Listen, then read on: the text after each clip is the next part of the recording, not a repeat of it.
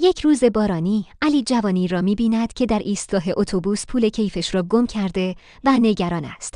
علی بدون هزیتیشن هزینه بلیت او را می‌پردازد. جوان با تشکر از او سوار اتوبوس می‌شود. همان جوان در راه برگشت به خانه، یک خانم مسن را می‌بیند که برای حمل کیسه‌های سنگین خریدش مشکل دارد. او بلافاصله جلو می‌رود و کمکش می‌کند. آن خانم مسن صاحب یک مغازه گل است.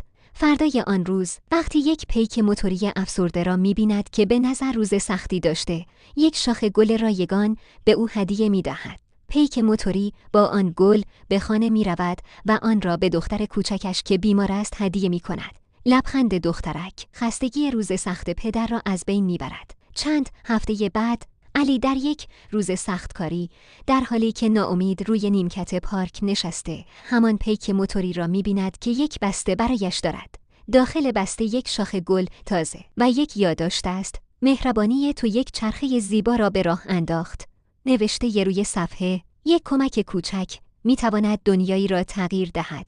شروع کننده چرخه مهربانی باش. پیام داستان: مهربانی تو مانند یک سنگ کوچک در آب است که حلقه هایی بی پایان می سازد. یک کمک کوچک تو می تواند زنجیری از نیکی را به راه بیندازد و جهان را زیباتر کند.